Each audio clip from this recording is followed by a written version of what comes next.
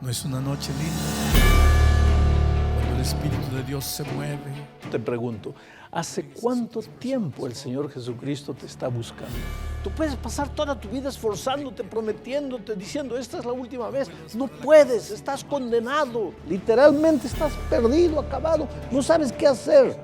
El poder del Evangelio destruye el corazón de piedra, el corazón de hielo duro, el corazón del agnóstico, del ateo, el corazón del perdido, del incrédulo, del depravado. No hay terreno que el poder del Evangelio no pueda conquistar. Poder. ¿Poder para qué? Para romper las cadenas que te amarran. Si no has encontrado lo que buscabas, ahí, ¿qué te falta? Jesús. Deja que Él haga por ti lo que tú no puedes hacer. Pero el Evangelio es poder para aquel que cree. Ahora pues ninguna condenación hay para los que están en Cristo Jesús.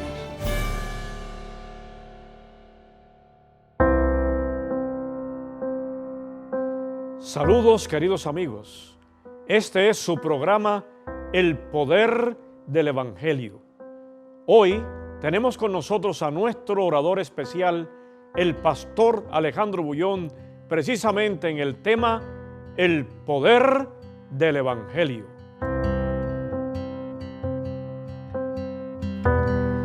Hola, querido.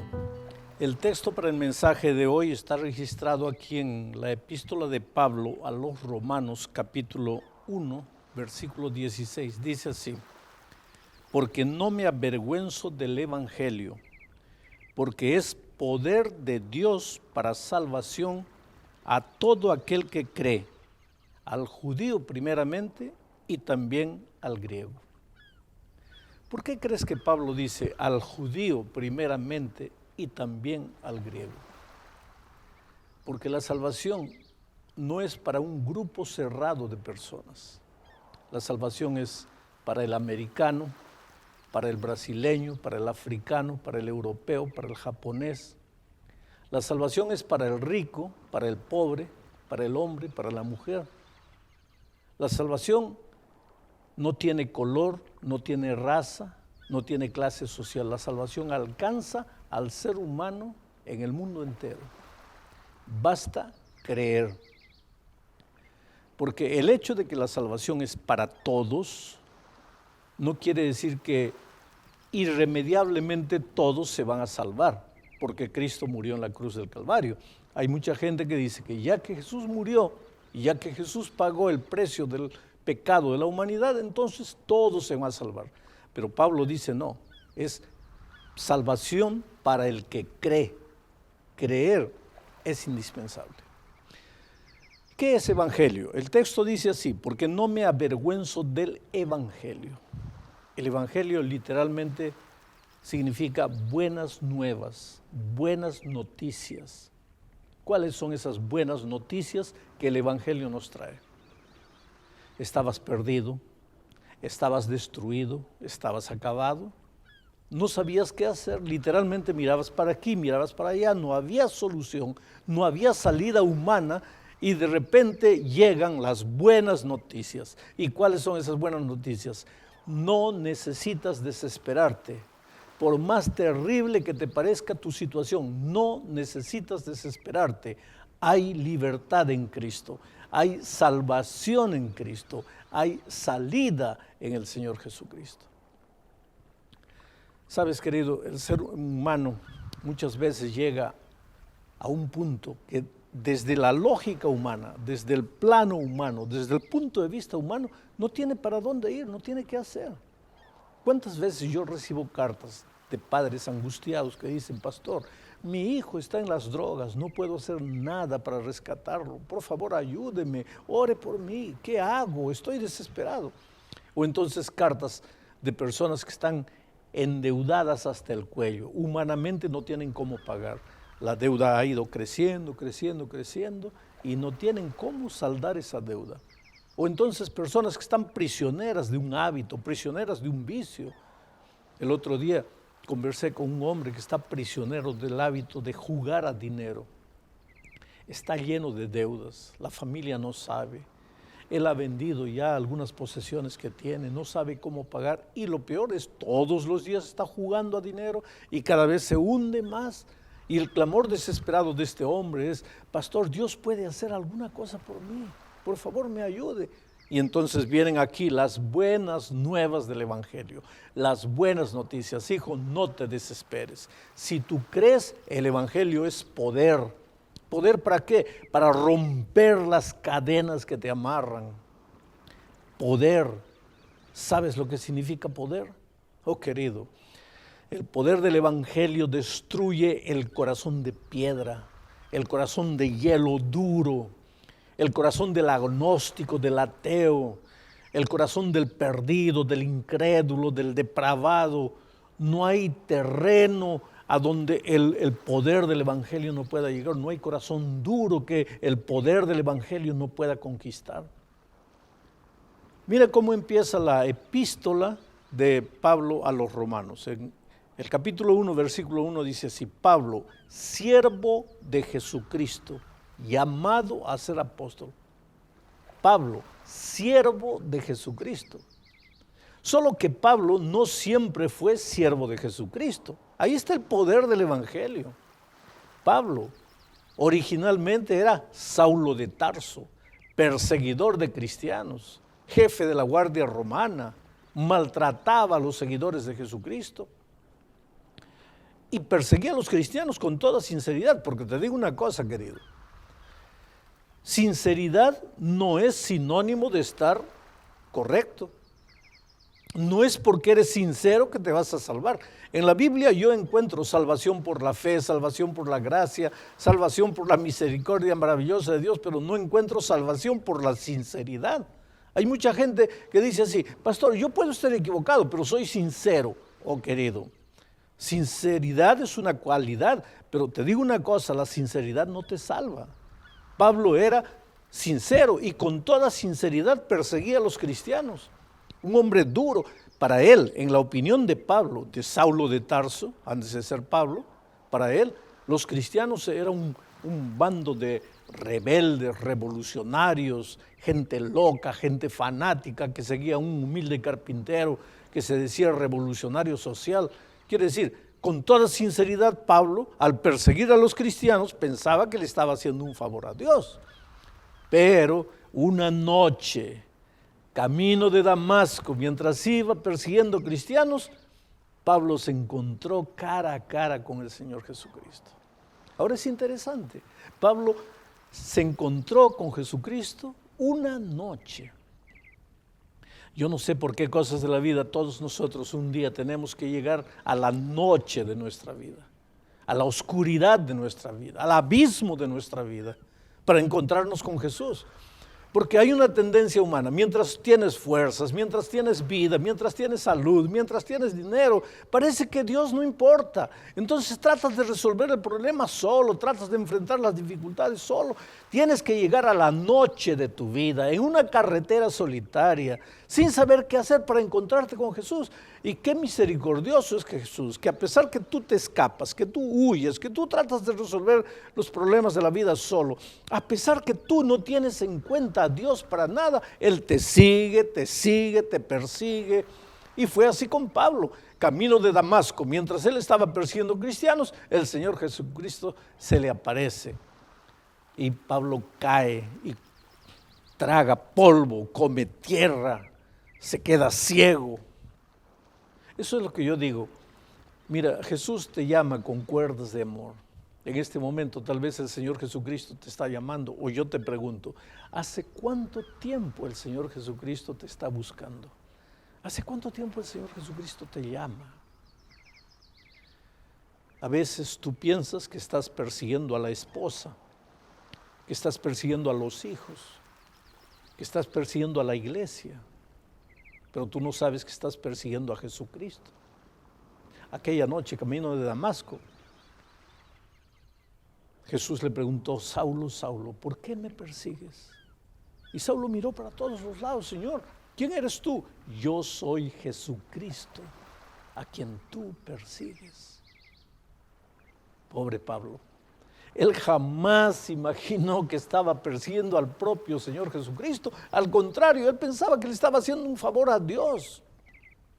Sabes que hay mucha persona sincera, como Pablo, que no sabe que está huyendo de Dios. Mi padre es un ejemplo de eso. Mi pobre padre, él pensaba que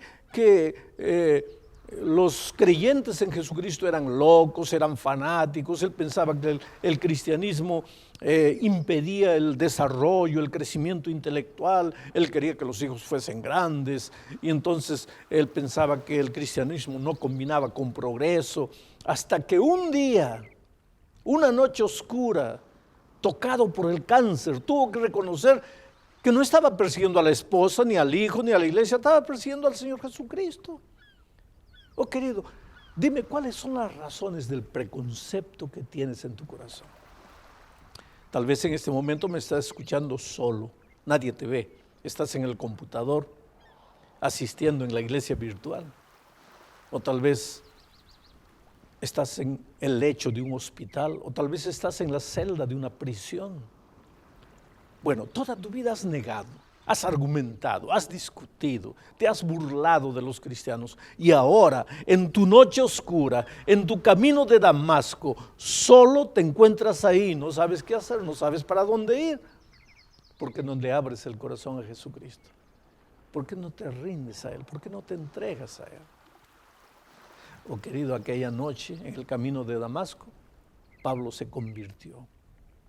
Y ahora, cuando le escribe a los romanos, Pablo dice, porque no me avergüenzo del evangelio, porque es poder de Dios para salvación. Y él estaba hablando de él, porque el evangelio había sido poder para transformar su corazón de incrédulo, su corazón de perseguidor. Y ahora él dice, Pablo, siervo de Jesucristo, llamado para ser apóstol. Siervo de Jesucristo, llamado para ser apóstol. Oh querido, te digo una cosa, tú no tienes idea, no tienes la menor idea del plan que Dios tiene para tu vida. Un día tal vez vas a ser un anciano de iglesia, vas a ser un predicador, vas a ser un pastor, vas a ser un diácono de la iglesia. Un día vas a llevar muchas personas para Cristo, pero es que en este momento Dios no puede hacer nada. ¿Por qué? Porque tus ojos están enceguecidos, no ves. Piensas que el evangelio es tontería, que el evangelio es un asunto de fanáticos, pero un día vas a tener que tener tu noche oscura y entonces vas a saber que el evangelio es poder para transformar vidas, poder para hacer a la gente de nuevo. Pablo dice así, porque no me avergüenzo del evangelio. ¿Por qué dice no me avergüenzo del evangelio? Porque en los tiempos de Pablo, queridos, los primeros cristianos, primero, venían en su mayoría de los esclavos de los romanos. Entonces, para la cultura, para la sociedad en general, ¿quién era un cristiano? Un esclavo. Y esclavo es ignorante, gente que no sabe. Ahora, los tiempos han cambiado, hoy día nadie es esclavo. Pero sabes que hay muchos intelectuales, muchos pensadores, muchos estudiosos, muchos catedráticos que piensan que el asunto de cristianismo es para tontos, es para ingenuos, es para gente que no sabe nada, es para ignorantes que se dejan engañar. Yo conozco jóvenes que nacieron, crecieron en la iglesia, fueron a la universidad y ahí se les llenó la cabeza de tanto conocimiento humano que miraron a su historia pasada y dijeron, bueno, eso cuando yo no sabía, cuando yo no conocía mucho. Por eso Pablo dice, yo no me avergüenzo del evangelio. Porque Pablo no era esclavo. Pablo había tenido los mejores profesores de la cultura helenística de aquel tiempo. Y como también era judío, Pablo había sido educado, había sido instruido, formado a los pies del más grande profesor judío de aquel tiempo que se llamaba Gamaliel. O sea, Pablo no era un ignorante, Pablo era un hombre culto, era un hombre preparado. Él podía discutir de filosofía, de letras, de poesía, de literatura, de ciencia, de todo. Y ese hombre se encontró con el Señor Jesucristo y se rindió y dejó de perseguir cristianos y se tornó siervo de Jesucristo y ahora dice, yo no me avergüenzo del Evangelio. ¿Por qué me avergonzaría del Evangelio si el Evangelio es poder para transformar mi vida? Antes yo perseguía cristianos, hoy día he sido transformado por el amor de Jesús. ¿Por qué tendría que tener vergüenza? ¿Estás comenzando a estudiar la Biblia? ¿Estás comenzando a frecuentar la iglesia? Mira, te digo una cosa, prepárate, porque la cultura, la sociedad, el mundo en que vivimos es terrible. Si tú vas al lugar donde trabajas, a la fábrica donde trabajas, a tus amigos o a tu familia muchas veces, y les dices, mira, estoy estudiando la Biblia, estoy conociendo el Evangelio, ¿sabes lo que te van a decir? Ah, ¿te estás volviendo hermano? Y ahí tú te vas a poner rojo y vas a saber dónde esconderte, porque la gente cuando dice, ¿te estás volviendo hermano? Lo dice con un tono socarrón, con un tono de burla. Y tú y yo y ningún ser humano quiere ser burlado. Todos tenemos la necesidad de formar parte del grupo y cuando nos comienzan a excluir del grupo nos sentimos mal. Y es lógico, querido, que si alguien comienza a burlarse de tu fe, tú comienzas a vacilar, tú comienzas a tener miedo. Pero ahora viene Pablo y te dice, no, querido, no tengas vergüenza del Evangelio, porque el Evangelio es poder. Sabes que los seres humanos harían cualquier cosa por tener poder. Muchas veces los políticos suben en la conquista del poder mintiendo, cometiendo delitos. ¿Qué importa? Lo interesante es tener poder. Todos quieren poder. El poder es atractivo. Ahora, aquí Pablo está hablando de un poder que no es poder para abusar. Es un poder para transformar. Es un poder que transforma vidas. A lo largo de mi vida, a lo largo de mi ministerio, que ya son muchos, he visto a Dios hacer milagros en la vida de mucha gente. Sabes, te voy a contar una historia, una de las más dramáticas experiencias de conversión que he visto. Hace muchos años en la ciudad de Río de Janeiro, comenzó un movimiento entre los jóvenes. Los jóvenes pasaban los sábados en la noche orando, cantando, en vigilia toda la noche, orando, cantando, dando testimonios. Fue un movimiento muy bonito. Yo estaba una noche en una iglesia que tenía más o menos unos 800 jóvenes, cantando, orando, contando testimonios. Pasaban toda la noche. A la mañana siguiente, cuando amanecía a las 6 de la mañana, los jóvenes vistiendo camisetas blancas salían por la ciudad para distribuir folletos y salían cantando así, 1000 jóvenes, 800 jóvenes cantando. Y lógicamente a esa hora la gente se despertaba, abría las ventanas, miraba, veía a los jóvenes cantando. Algunos los invitaban a subir, los jóvenes subían a las casas, oraban con las personas. Un movimiento misionero entre la juventud carioca extraordinario. Yo estaba una noche en una iglesia cantando con ellos, cuando en el momento de dar testimonios una señora vino adelante llorando y dijo a los jóvenes lo siguiente: jóvenes queridos, yo me emociono cuando los veo a ustedes cantando, orando aquí, porque yo tengo un hijo de 20 años.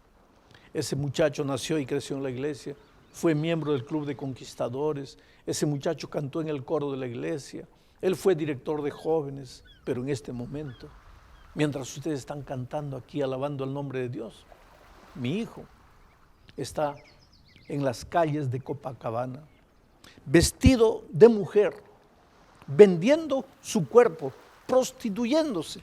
Fue un momento así, ¿sabes?, conmovente. Los muchachos todos no sabían qué hacer y la madre adelante llorando, contando su testimonio. Y dice: hijos, he venido aquí para que ustedes oren por mi hijo. Yo sé que Dios los va a oír, por favor, oren por mi hijo, oren para que Dios haga un milagro, porque solo un milagro puede traer a mi hijo de vuelta. Es lo que te digo, querido, a veces desde la lógica humana, desde la perspectiva humana parece que no hay salida, parece que está todo perdido, está todo acabado. Esa madre llorando decía: oren por mi hijo. Entonces nos dividimos en grupos de dos, ahí comenzamos a orar. Y un muchacho hizo una oración, ¿sabes? Una oración de fe, de desafío a Dios, y le dijo: Señor, esa madre está sufriendo por causa de su hijo. Y ella dice que en este momento su hijo está vendiendo el cuerpo allá en las calles de Copacabana. Yo te pido, Señor, en el nombre del Señor Jesucristo, que tú traigas a ese muchacho. Pero no te estoy pidiendo que lo traigas el próximo mes, el próximo año, no. Yo te pido, Señor, que lo traigas ahora, que lo traigas en este momento, esta noche. Y Señor, mira, yo no sé lo que vas a hacer. Si tienes que agarrar a ese muchacho y tirarlo al suelo, sacudirlo, si tienes que, yo no sé lo que vas a hacer, pero por favor, yo te suplico, trae a ese muchacho de vuelta ahora. Aquella oración pareció una oración medio atrevida con Dios. Pero ese era un muchacho de fe, tenía una experiencia linda con Jesucristo y sabía lo que estaba diciendo. Bueno, la noche pasó, era más o menos 5:30 de la mañana. Estábamos cantando ya el último himno para salir a las calles a cantar para el público. Nos levantamos para cantar y de repente la señora da un grito. Y todos se voltean para mirarla, ¿qué pasa? Y ella estaba con los ojos clavados allá en la puerta atrás. Y todos miramos para atrás y allá en la puerta un muchacho vestido de mujer comenzó a avanzar por el corredor. Y la madre, llorando a gritos, fue al encuentro de su hijo y ambos se abrazaron en la mitad del corredor y lloraban y lloraban. Y nadie entendía nada. Y de repente el muchacho vino adelante para contar su testimonio. ¿Y sabes lo que él dijo? Era la 1 de la mañana, yo estaba parado en una esquina en las calles de Copacabana, prostituyéndome. Cuando de repente me empecé a sentir mal, sentí que el mundo giraba, que no sabía qué hacer, y de repente caí al suelo y comencé a vomitar y sentí que me moría. Y yo vi que la muerte llegaba y en mi impotencia clamé a Dios y le dije: Dios mío, no me dejes morir, por favor, no me dejes morir. No me dejes morir así como estoy, por favor, Señor, ten compasión de mí. Y de repente las personas vinieron, me ayudaron, me trajeron agua, me abanaron aire y finalmente yo fui reaccionando. Y cuando reaccioné ya todos se fueron, me quedé solo. Y pensé, ¿qué hubiera sido de mí si yo hubiese muerto? ¿Qué hubiera sido de mí si hubiera muerto en esta situación? Lejos de Dios, perdido en el pecado. Yo comencé a temblar, dijo él, y entonces tomé un taxi y fui para la casa de mi madre. Llegué a la casa de mi madre, ya no estaba. Entré a la casa de mi hermano, le pregunté: ¿dónde está mamá? Él me dijo: mira, está en la iglesia, está orando por ti. ¿Qué iglesia? La iglesia de Botafogo. Tomé un taxi, fui para la iglesia de Botafogo y acabo de llegar. Y he venido para decir que me entrego de nuevo al Señor Jesucristo. Que yo no tengo fuerzas para abandonar la vida de pecado que estoy viviendo, pero yo creo en Jesucristo. Y entonces el muchacho que hizo la oración le preguntó: ¿a qué hora te sentiste mal? ¿A qué hora caíste al suelo? Y él dijo: a la 1 de la mañana. Y la 1 de la mañana era exactamente el momento en que ese muchacho estaba diciendo: Señor, te pido que hagas cualquier cosa, pero que lo traigas ahora, que lo traigas esta noche.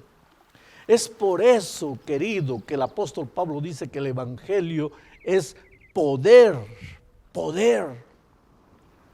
No hay nada que Dios no pueda transformar. Borrachos, prostitutas, homosexuales, incrédulos, ateos.